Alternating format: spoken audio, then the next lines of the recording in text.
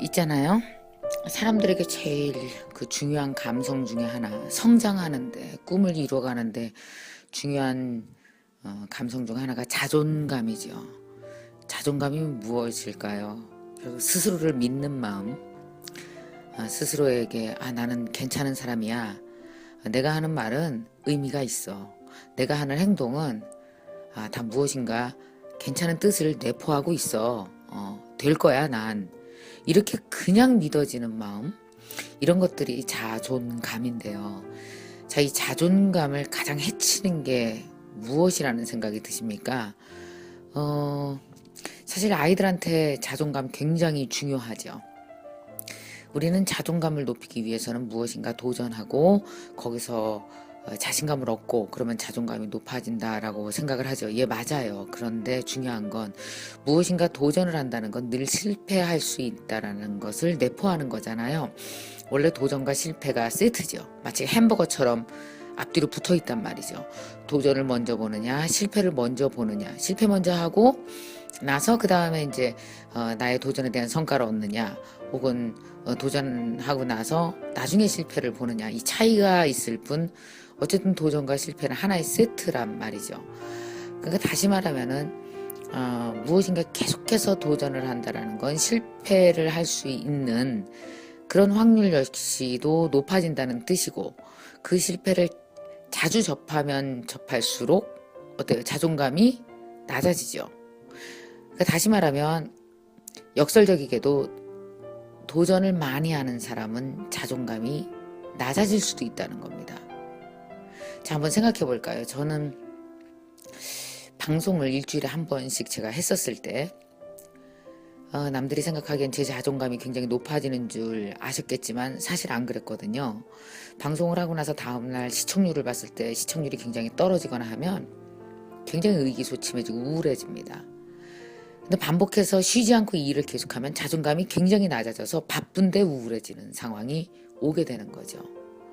그럼 어떻게 해야 될까요? 쉬어야 돼요.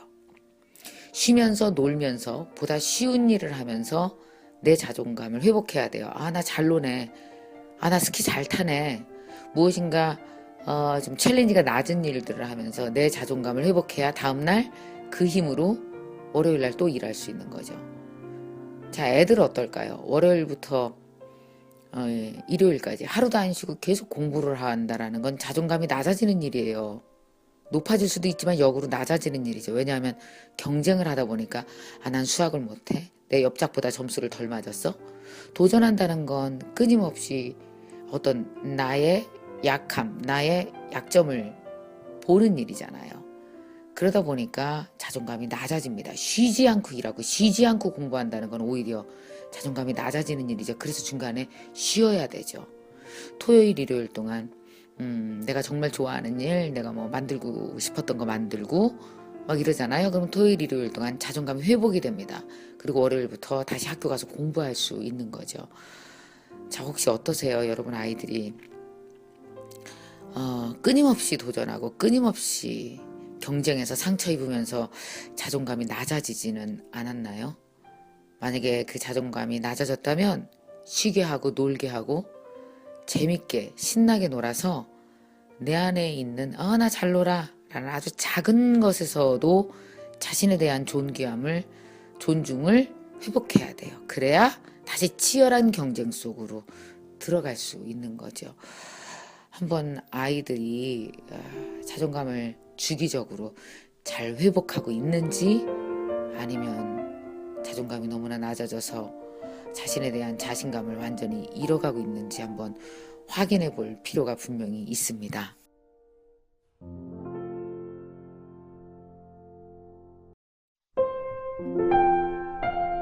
있잖아요. 제가 요새 물리학, 수학 등등 공부를 하고 있거든요. 벌써 한 1년여쯤 공부를 하고 있어요. 그러던 중에 기수와 서수에 대해서 생각을 해보게 됐는데요. 자, 기수나 서수는 쓸 땐 똑같죠. 1, 2, 3. 1, 2, 3. 근데 기수 안에 담겨진 그 과정을 볼까요? 그 철학적 개념을 보면 3이라는 숫자에서 기수는 1이 3개 합쳐진 거죠. 1, 1, 1. 1 더하기 1 더하기 1은 3이다. 자, 그렇다면 서수는 어떨까요? 서수에서 3이라는 의미는 1, 그 다음 2, 그 다음 3인 거죠. 결국 1에서 있었던 모든 과정과 그 안에 있었던 내용을 포함하고 그 다음에 2는 2를 포함하고 3은 1과 2를 포함하게 되죠. 사실 우리 인생이라고 하는 건 기수로 보기는 어려운 것 같아요. 그죠? 뭐든지 따로 가지 않잖아요. 모든 어렸을 때부터의 누적되고 중첩된 내가 지금 나의 형태일 수밖에 없죠. 그렇다면 그래서 그런지 왜 흔히 우리가 꿈을 이루거나 성공한 다른 사람의 그가 이렇게 했대더라 하는 그 기수적 요소들 있잖아요. 아, 그는 뭐 항상 도전을 많이 했대. 아, 그 사람 어려울 때면 뭐 사하라 사막을 건넜대. 아, 그는 무엇인가 고난에 처했을 때면 멘토를 만났대. 이런 어떤 식의 그 기수적인 해결 방법들 있죠. 따로따로 각각에 떨어진 방법들. 근데 그것을 남의 거를 갖다 쓰면 어떨까요? 효과가 안 나죠. 왜냐하면 사람의 인생이라는 거는 절대 따로 분리될 수 없거든요. 1, 2, 3 계속 누적되고 중첩되어 온 거기 때문에 그 중첩된 속성까지 다 갖다 쓴다는 건 불가능하죠. 결국 그래서 사람은 독립생명체로서 독립적 역사를 가지고 살아갈 수밖에 없습니다. 그렇다면 남의 일을 가져다 쓰고 벤치마킹 하는 건 불가능한 걸까요? 아니요. 가져다 쓸 수 있죠. 그러나 그것처럼 되리라고 생각해서는 안 된다는 거죠. 거기에 나의 노력과 나의 역사와 나의 땀과 나의 특별한 운명과 꿈이 들어가서 그것이 우리의 오늘의 역사가 되기 때문이죠. 자, 가끔씩 우리는 자기계발 서적도 참 많이 읽고요. 그리고 남의 그 이야기도 많이 듣고 또 멘토도 만납니다. 그러나 결국 가장 들여다봐야 되고 사랑해야 되는 건 남들의 특별한 성공 요소가 아니라 지금까지 나를 이끌어온 힘, 결국 나의 어제로부터 내 힘을 가져다 써야 되는 거죠. 그것이 바로 저는 서수적인 삶이 아닌가 생각을 해봤거든요.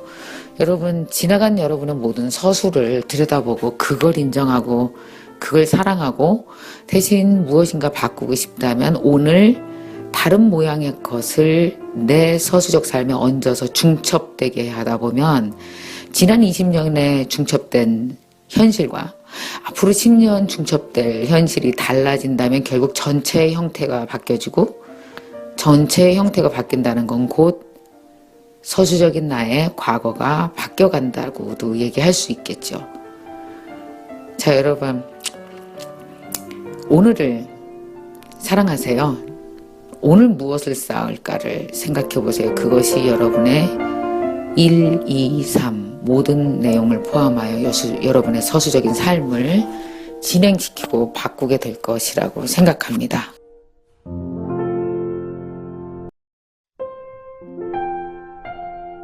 있잖아요. 한 해 동안 어떻게 열심히 다들 잘 사셨죠? 연말이 되면은 더 바쁜 일이 많이 있는 것 같아요. 저는 요즘에 토큰쇼 하느냐고 전국 순회를 하고 있거든요. 많이 바빠요. 그래서 저녁 때 늦게 들어오는 일도 더 많아진 것 같아요. 특히 이제 지방 공연을 끝나고 서울로 올라오면 보통 한 새벽 1시, 2시 뭐 이렇게 되거든요. 얼마 전에 우리 딸한테 문자가 온 거예요. 엄마, 서울 왔어? 그래, 이제 다 왔다. 지금 어디쯤이야? 이제 한남대교 건너고 있어. 벌써 1시인데, 우리 딸이 하는 말이, 그래, 엄마, 너무 힘들겠다. 근데 되게 웃기지 않아요? 내가, 그래, 엄마 피곤해. 그러면 우리 딸이, 그래, 엄마 피곤한데 얼른 들어가 푹 쉬어. 라고 결론적으로 이렇게 해. 라고 말하지 않고, 그래, 엄마, 너무 힘들었겠다. 라고 얘기해 주는데, 같이 있었던 것도 아니잖아요. 우리 딸이. 근데, 토큰쇼를 끝내고, 리허설을 하고, 쇼를 하고 공연을 하고 또 서울로 3시간 4시간 차 안에서 올라오고 하는 그 모든 과정에 마치 있었던 듯 힘들었지 힘들었겠다라고 하는 순간 나보다 25살 6살 덜 먹은 아이한테 듣는 말인데도 어른인 내가 마음이 뭉클하고 너무 따뜻하고 고마운 거예요. 그때 내가 반성을 했어요. 우리 딸한테 배워야지. 과연 나는 우리 아이들한테 과정을 알아주는 말을 했었나? 아니면 결론적으로 이렇게 하라고만 했을까? 생각해보니까 결론적으로 하라고 말한 게 더 많았던 것 같은 거죠. 엄마 나 오늘 학교에서 시험 봤어. 너무 피곤해. 그럼 그래 그럼 들어가 씻고 자라. 이게 아니고 어휴 그래 힘들었지 라는 말이 들어가 씻고 자라는 말보다 10배 20배 아이들한테 사랑을 전달하는 방법이 되는 거였는데 그걸 안 했던 것 같은 거예요. 오히려 막 결론을 내주려고 하고 했던 거죠. 오히려 우리 딸을 통해서 제가 되게 뭉클하게 많이 배웠습니다. 여러분 사실은 해결해주는 말보다 알아주는 말이 훨씬 더 사람에겐 더 다가갈 수 있고 사랑을 느낄 수 있지 않겠어요. 연말에 사람들을 대할 때마다 새해 복 많이 받으세요 이런 말도 중요하지만 많이 힘들었죠. 많이 힘들었죠. 이 말을 좀 많이 해준다면 알아주는 것만으로 힘이 나는 가장 힘이 되는 말이 될 수 있을 것 같아요. 이번 연말에 좀 그런 말 많이 해보세요.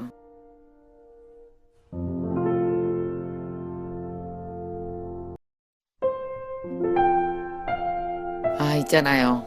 요즘에 우리 직원들이 저 회사에 안 나온다고 난리예요. 오전에 일찍 회사 와야 되는데 안 오면 직원들이 다 알아요. 대표님 지금 집에서 바느질하고 있구나. 진짜 바느질이 왜 이렇게 재밌어요. 너무 재밌는 거예요. 매일매일 만들어야 될 옷 아이디어가 떠나질 않아요. 저 요새 인터넷으로 검색해서 디자인만 보고 있습니다. 진짜 밤새도록 너무 재밌어서 새벽 3시까지 제가 바느질을 해요. 집에 들어가면 11시 이쯤 된다 그러면 11시부터 3시면은 치마 하나, 웃도리 하나 이렇게 해서 옷 하나씩은 만들 수가 있거든요. 피곤하잖아요. 3시까지. 그러다 한 번은 눈 다래끼까지 났어요. 그랬더니 애들이 재봉 좀 그만하라고 눈 다래끼 또 난다고 그러는데도 너무 재밌는 거예요. 정말 엄마랑 나랑 세포로 연결돼 있나 봐요. 사실 부모 뱃속에 아이가 들어가 있다라는 건 배 안에서 엄마의 모습을 닮아가는 거잖아요. 또 엄마 역시도 배 안에 나를 품었을 때 나의 세포가 엄마에게 전달되어져서 우리는 사실은 그렇게 상당히 많은 부분 세포로 엉켜있는 부모-자식 관계잖아요. 우리 엄마는 그렇게 실컷좋건 어쨌든 50년을 양장점을 하셨어요. 근데 제가 밤에 바느질하고 재봉을 하고 재단도 하고 처음에 이제 옷감을 놓고 옷감에 양쪽 모서리를 맞출 때 어떻게 맞추는지 아세요? 옷감을 아무리 흔들어도 안 맞춰져요. 그때는 옷감을 딱 겹쳐놓고 손톱으로 이렇게 싹싹싹싹 윗 옷감을 긁어가면서 모서리를 딱 각을 맞추는 거거든요. 이렇게 손톱으로 막 옷감을 긁고 있는데 우리 엄마 손이 그렇게 생각이 나는 거예요. 내가 어렸을 때 본 엄마 손톱 그걸로 모서리를 딱 맞게 맞췄던 거. 그리고 초크로 재단을 하면서 옷감이 밀리면 안 되니까 저쪽 옷감 끝에다가 무거운 가위를 척 올려놓고 재단을 했던 거. 그게 그렇게 생각이 나는 거 있죠. 막 눈물이 날 정도로 엄마 생각이 너무 나면서 내가 왜 이렇게 바느질을 좋아하지 생각해 봤더니 내가 우리 엄마를 너무 좋아하는 거예요. 그래서 엄마의 모습을 그대로 하고 있는 내 모습, 내 손 방바닥에 무릎 꿇고 앉아서 가위질을 할 때 깜짝깜짝 놀라요. 내가 하는 모든 행위가 순서가 엄마랑 똑같이 닮아 있어서. 여러분 엄마가 돌아가신 엄마 혹시 돌아가셨을 수도 있고요. 늙으신 엄마 혹은 돌아가신 엄마 아버지가 하셨던 취미 즐겨 하셨던 것들을 한번 따라해 보세요. 문득 똑같이 닮아 있는 모습을 발견하실 겁니다. 그래서 내 부모를 사랑한다는 건 내 부모가 즐겨했던 그것을 한 번쯤 따라해보고 부모님의 모습을 내 모습에 투영해보고 그걸 반복하면서 내 몸으로 그리워하는 것, 그거 아닐까요? 한번 부모님이 하셨던, 즐겨 하셨던 뭐 없으세요? 취미나 무엇이 됐건 한번 따라해 보시면 어떨까? 그리움이 훨씬 더 깊어지고 때로는 해소도 되고 그렇게 되는 것 같아요. 한번 해보시죠.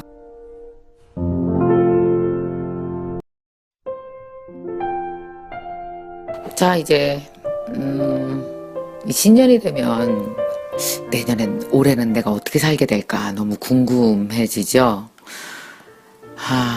많은 사람들이 그걸 궁금해해요. 그래서 이제 매년 새해가 되면은 뭐 토정 비결도 보러 가고 올해 나의 운세도 한번 뽑아보게 되고 그렇게 되잖아요.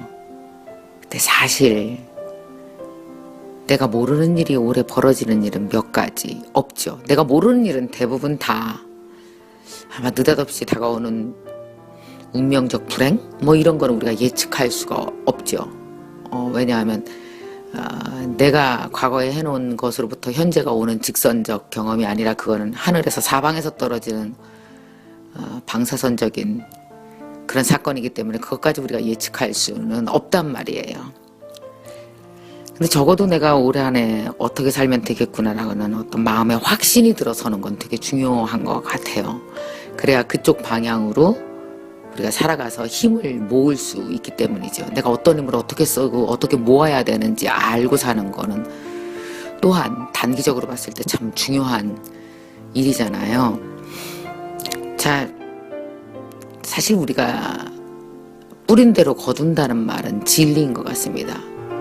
내년에 내가 뭐 하고 살면 되지는 사실은 3년 전에 내가 시작한 것에 대한 결실, 10년 전에 의도한 것에 대한 어떤 형태로 드러나는 것들, 결국은 과거에서 오는 거잖아요. 사실 미래의 모습은 과거에 이미 다 담겨져 있는 거죠.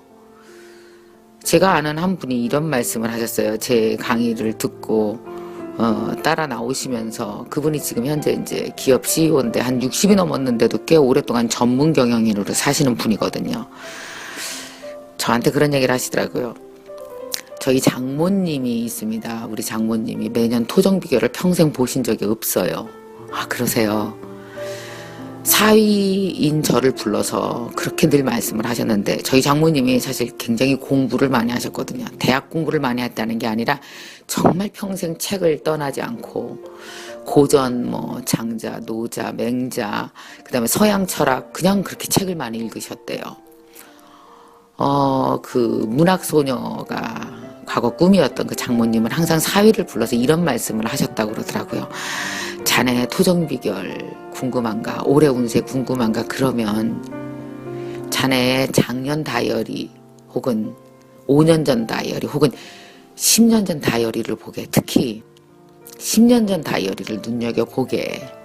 그러면 10년 전에 자네가 무엇을 했는지가 써 있을 거네.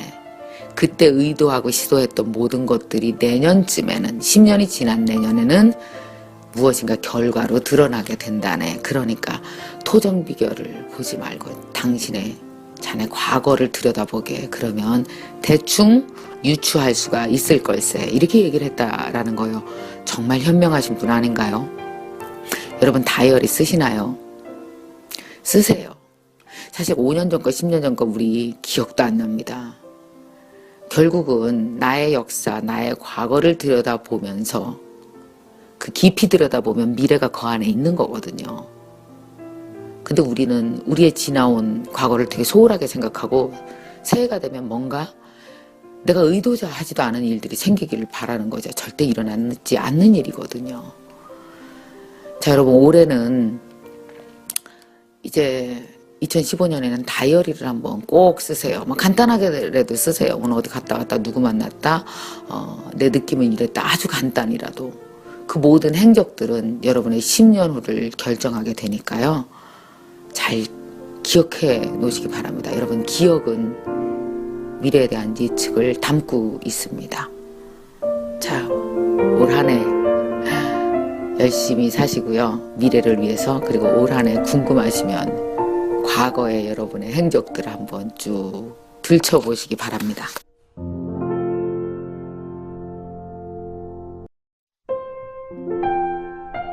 있잖아요. 새해가 되면 우리는 뭔가 새로운 걸 시도를 하고 싶고 또 후회를 할 때도 있죠. 이렇게 살면 안 되는데, 전과 달라져야 되는데 라고 생각할 때가 있어요. 정말 뭔가 다른 형태로 살기를 원하고 달라지길 원한다면 달라지는 시점은 언제부터일까요? 그 시점이 중요한데요. 바로 지금이라고 생각해 볼까요? 자, 지금부터 달라진다고 생각하면, 그런데 지금 달라져 봤자 과거는 바뀌지 않으니까 어떻게 하면 좋을까요? 이런 생각을 할 때도 있잖아요. 그러니까 우리가 무엇인가 달라질 때 가장 큰 부담이 되는 거는 달라지지 못했던 나의 후회로 남았던 과거를 끌고 가는 문제가 있거든요. 여러분, 절대 과거를 바꿀 수 없을까요? 아니요, 바꿀 수 있어요. 과거의 사실 자체를 바꿀 수는 없지만 과거가 의미하는 것을 바꿀 수는 있죠. 자, 우리는 매일매일 살아나간다는 건 매일 나의 어떤 의미, 나의 행동, 나의 생각을 매일매일 중첩해 나가는 거죠. 한 해를 살아나간다는 건 365일간 매 순간 내 생각과 내 의미와 내 행동을 중첩해 나가는 거잖아요. 한번 예를 들어 볼까요? 작년까지 우리가 살은 형태를 하나 원 모양이라고 생각을 해봅시다. 그래서 이제 원을 계속 중첩을 했으면 뭐가 됐을까요? 원뿔이 되어졌겠죠. 원통이 되어졌겠죠. 작년에 그림으로 봤을 때 형태가요. 또 오늘은 올해부터 달라져야 된다. 그래서 내가 거기에 올해는 원통이 아닌 세모 같은 모양의 삶의 형태를 계속 중첩시켰어요. 그러면은 어떻게 될까요? 나중에 보면 마치 원통에 삼각형 지붕이 쓰인 것 같은 모양이 되지 않겠어요? 결국은 뭐가 되냐면 과거의 원통을 세모로 바꿀 수는 없지만 전체 작년과 올해의 형태의 모양은 뭐가 됐을까요? 마치 원통에 삼각형 지붕이 쓰여진 어떤 집 같은 형태가 되지 않겠어요? 그래서 그 작년에 내가 살았던 걸 버릴 필요가 없는 거죠. 그것 때문에 사실 세모를 만들기로 생각을 했던 거고, 결국은 전체의 형태는 작년과 같은 원통의 모양이 아닌 집 모양으로 변화가 일어난 거죠. 이렇게 전체 형태를 바꾼다면 우리는 과거의 의미를 재해석하고 과거를 바꿀 수 있는 거 아닐까요? 어때, 조금 어려웠나요? 글쎄, 의미적으로는 어려울 것 같지는 않아요. 결국 어려운 거는 원통에서 세모로 살아가는 게 진짜 그게 어려운 거죠. 왜냐하면 사람은 과거 어제까지 내가 쌓았던 중첩된 형태를 갑자기 바꾸는 게 참 어렵거든요. 그래서 사람들 살아나가는 거 보면 아까 제가 얘기한 원통에 세모가 세워지는 경우는 특히 드물고요. 동그란 원이 타원형이 되는 거죠. 그렇게 타원형이 됐다가 그것이 내가 원하는 형태가 세모다 그러면 점점 찌그러져서 점점 이렇게 각이 생기면서 세모로 바뀌어가는 거죠. 그렇게 사실 우리의 인생은 늘 매일 중첩하는 형태에 따라서 조금씩 형태가 바뀌게 됩니다. 과거와 단절돼서 살 수는 없는 것 같아요. 거기서 조금씩 바뀌어가는 거죠. 여러분, 새해 무언가 새로 시도하고 싶다면 사실 그것은 새로운 것이라기보다는 어제에서 나온 아이디어 아니겠어요? 과거를 사랑하시고 나를 사랑하시고 원통에서 갑자기 세모로 가지 마세요. 큰일 납니다. 만약에 조금 세모로 가고 싶다 생각이 든다면 원통에서 타원을 먼저 조금씩 거치면서 내 전체 과거를 사랑하는 마음으로 과거의 형태로부터 조금씩 형태가 변해서 전체의 모양이 변할 수 있는 그런 한 해? 우리 금방 무슨 일 안 나잖아요. 올해는 조금 더 약간의 변화, 원에서 타원으로 가는 약간의 변화를 한번 시도해 보시기 바랍니다.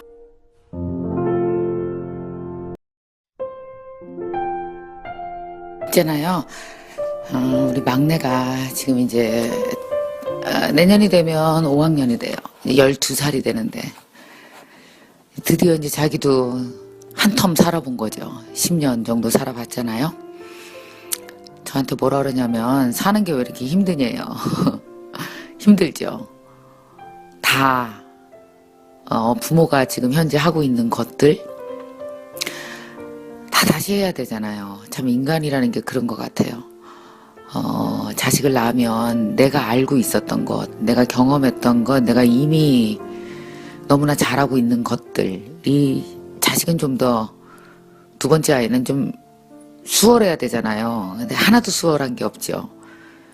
태어나서 우리가 지금부터 수십 년 전에 태어나서 밥 먹는 걸 연습하고 응가하는 거 연습하고 학교 들어가서 숫자를 파악하는 거 연습하고 말하는 거 연습하고 이 한 인간과 사랑에 빠지고 또 그것 때문에 아픔을 겪는 것도 그 다음에 이제 나이 한 25대에서는 내가 나를 평생 먹여 살려야 되는 그 과제, 그걸 수행하는 것도 하나도 전수되는 게 없죠. 모든 사람은 태어나는 즉시 부모의 것을 받는다는 건 거의 없는 것 같아요. 사실은 다 부모와 관계없이 자기만의 싸움이 시작되는 거죠. 밥 먹고 응가하는 것부터 스스로를 먹여 살리는 자립하는 일, 돈을 벌면서 평생 살아가는 일, 또 아픔을 겪었을 때 그것을 삭히는 힘, 화가 났을 때 분노로 자기를 망가뜨리지 않는 것, 모든 것들 있죠. 이런 식으로 우리는 수십만 가지의 것들을 살아가면서 하나하나 결국은 내 육체로 깨닫고 배워가는 겁니다. 부모는 어떤 입장일까요? 30년 먼저 겪어보고 내가 겪었던 그 모든 것들을 독립생명체니까 물론 다르게 받아들일 수 있지만 그걸 겪어가는 걸 보는 거죠. 자, 살아가는 게 힘들다는 거. 엄마 왜 이렇게 사는 게 힘들어? 라고 우리 딸이 말했을 때 웃음이 나오더라고요. 힘들지. 나도 똑같이 힘들었으니까. 나도 그 나이 때 왜 공부해야 되는지 힘들었고 왜 제 시간에 밥 먹어야 되는지도 힘들었고 친구가 나를 싫다고 말했을 때 그걸 어떻게 받아들여야 되는지 입을 뒤집어 쓰고 며칠씩 울었고 다 똑같이 겪는 거거든요. 사람들은 그럽니다. 좋은 집안에서 잘 보고 자라면 더 잘 되겠지. 물론 뭐 못 볼 걸 보는 것보다 낫겠죠. 그렇지만 보는 것만으로 전수되는 건 하나도 없습니다. 보고 커서 잘 되는 게 아니라 사실은 내가 잘 경험해야 잘 되는 것이죠. 자, 여러분 그런 생각했어요. 그래서 사실 내가 경험해 봐서 참으로 좋았던 것들, 그런 것들은 자식도 꼭 경험하게 돼야 되겠다. 내가 그것을 경험하는 데 있어서 고생스러웠기 때문에 그 고생을 안 시키려고 아이들을 그 과정을 뛰어넘으면 아이는 내가 알아냈던 그 중요한 것을 알지 못하고 그러면 큰 실수를 할 수도 있겠구나 라는 생각을 하거든요. 자, 여러분이 할 때는 되게 고생스러웠는데 정말 값 있었던 거, 그 평생에 가치가 있었던 거, 그거 무엇일까요? 그거 스킵하면 아이들은 배워야 될 것, 공부해야 될 걸, 진짜 중요한 과목을 그냥 넘어갈 수도 있는 겁니다.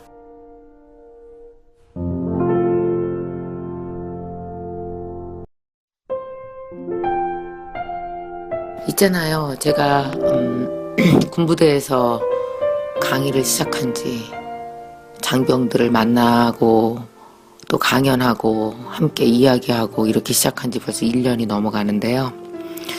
그 정말 얼마 전에 가슴 훈훈한 일이 있었답니다. 휴가증을 나눠주는 일이 있어요. 가끔씩 그 사단장님이 저한테 휴가증을 주거든요.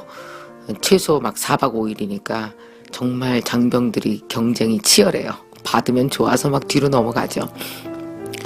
이번 휴가증은 이렇게 했어요. 내가 정말 이 사람만은 꼭 휴가를 보내주고 싶다라는 사람을 하나씩 추천해달라. 그랬더니 한 일병이 나와서 이야기를 하더라고요. 자기가 그 이등병의 맞선임인데 너무 안타깝다 라고 얘기를 해주더라고요. 왜냐하면 그 이등병이 사실상 그 집안의 가장이었대요. 일도 돌보고 또 돈도 벌고요. 왜냐하면 엄마 아버지가 몇 년 전에 교통사고를 당해서 두 분 다 요양원에 계신 거예요. 사실 그 상황에 군대로 올 수 있는 상황이 아니죠. 자신이 빠지면 집안이 다 힘들어지는데도 어쩔 수 없잖아요. 의무니까 군대로 온 거예요. 늘 마음이 거기가 있고 그 고통을, 그 아픔을 맞선임에게 언제 한번 이야기할 시간이 있어서 얘기를 했나 봐요. 맞선임이 그 얘기를 듣고 참 신경을 써주더라고요. 부모님께 어이 전화해봐라. 오늘은 괜찮으시대냐? 집안에 별일 없냐? 그러면서 4박 5일 그 휴가를 그 친구를 꼭 보내주고 싶다고 결국 박수로 당첨이 됐어요. 그래서 그 친구가 휴가를 갔거든요. 좀 생각해보면 주위에 아직도 우리 주위에는 정말 훌륭한 젊은이들이 아주 많이 있어요. 여러분은 무엇을 보고 사십니까? 제가 군부대 강의를 그렇게 다니는 이유는요.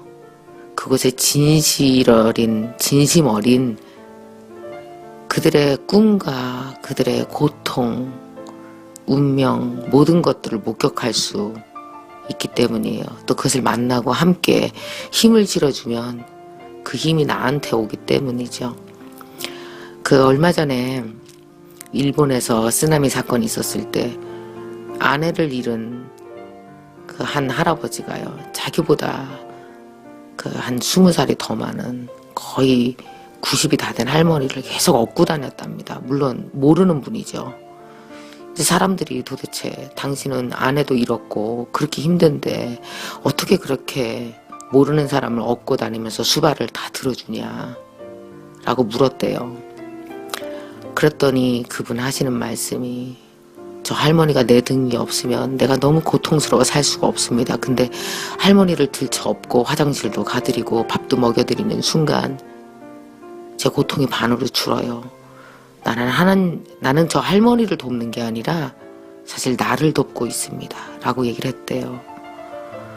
자, 사람들이 물어봐요. 그렇게 군부대 강의 힘들지 않냐고. 아니요, 이건 나를 돕는 일이에요. 여러분, 살면서 생각해 볼래요. 나이가 들수록 느껴지는 것 하나가 남을 도울수록 그 모든 것들은 나를 돕고 있는 거구나 라는 생각을 오늘은 더 많이 하게 됩니다. 그렇게 휴가를 자신의 후임에게 준 선임 일병, 그 친구에게 저는 정말 살아가는 많은 힘을 얻었답니다.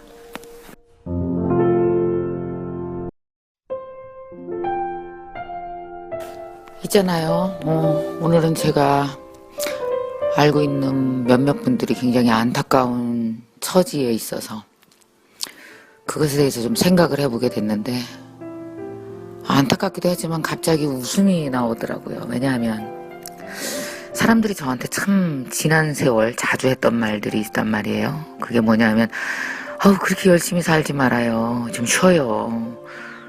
그래도 그만큼 해놨으면 휴식할 만하잖아. 직원들한테 맡기고 쉬어요. 이런 얘기 정말 많이 했거든요. 주위에 CEO들이 꽤 계십니다. 특히 저한테 스피치를 배웠던 분들도 여러분 계시잖아요. 그 중에 상당히 많은 분들이, 그러니까 정말 쉬라고 해서 쉰 분들 있잖아요. 휴식이 필요하다 해서 휴식을 가졌던 분들, 3개월이건 6개월이건 1년이건 누군가에게 직원들에게 맡기고 물러나서 일선에서 좀 한 발짝 떨어져서 여행도 다니시고 어떤 분은 일주일에 2번, 3번 골프도 치시고 그랬던 분들이 있단 말이죠. 신기하게도 제가 아는 한 다들 회사가 잘 안 됐어요. 그 기간 동안. 엄청 비리가 있었던 회사도 있었지만 아니면 그냥 전체적으로 기운이 가라앉은 회사도 꽤 있었고요. 아니면 아주 중요한 몇 가지의 의사결정들이 잘못된 경우도 있고, 아니면 작은 의사결정들이 1년간 누적되어져서 그 결과가 방향이 잘못되어진 경우도 있고, 이번에는 꽤 그 큰 규모의 회사의 사장님이었는데 그분도 어려움을 겪었단 말이죠. 갑자기 이런 생각이 드는 거예요. 그럼 내가 안식일 잘한 건가? 생각해보면요. 사실 회사 안 나오면은요, 아무 일도 안 벌어지는 것 같아요. 뭐 일주일 여행 가 있잖아요. 그럼 나 없다고 어떻게 회사가 되지는 않아요. 근데 제가 있으면 더 되어지는 일들이 있어요. 그것이 안 되어지는 것들이 누적되겠죠. 한 1년간 쉬는 동안. 그거 하나가 있겠고. 또 두 번째는 이제 그 회사에서 가장 최고의 열정과 최고의 직관과 최고의 촉을 가진 사람은 CEO예요. 밑바닥서부터 그 회사를 키웠으니까, 그러니까 촉으로 아는 것들 있잖아요. 직관으로 아는 것들. 그런 의사결정들이 하나도 되어지지 않는 거죠. 그가 없는 동안. 이런 것들이 또 장기간 누적되어졌겠죠. 여러분 어떠십니까? 사실 듣기 좋은 말입니다. 누군가는 이제 쉴 때 됐어 김 원장 좀 쉬어. 글쎄요. 그 휴식과 일을 그렇게 구분할 수 있을까요? 그렇게 휴식하면서 나를 힐링하는 시간과 열정적으로 사는 것과 그게 그렇게 다를까요? 힐링과 열정은 다른 말일까요? 결국 여러분들의 판단입니다. 이것에 대한 인생의 가치는 여러분이 판단하실진데, 만약에 직원들 3명, 4명 가진 자영업을 하시는 분들이 있으시다면 누군가 여러분에게 이런 말을 할 때 내가 빠진 동안의 그 프로세스들, 그 직관과 열정이 빠진 의사결정들의 누적, 뭐 이런 것들에 대해서 세세하게 따져보신 후에 쉬는 것이 맞지, 감정적으로 그래 난 이제 좀 쉬어야 돼, 만약에 이렇게 했을 경우 6개월을 쉬면 거의 1년 이상을 퇴보하게 될 수도 있습니다. 많이 목격했기 때문에 저도 한번 이 생각을 오늘 다시 하게 됐고, 여러분도 다시 한번 생각해보는 게 어떨까. 특히 자영업 하시는 분들 중요한 의사결정이잖아요. 깊이 생각해보는 시간 꼭 가져보시기 바랍니다.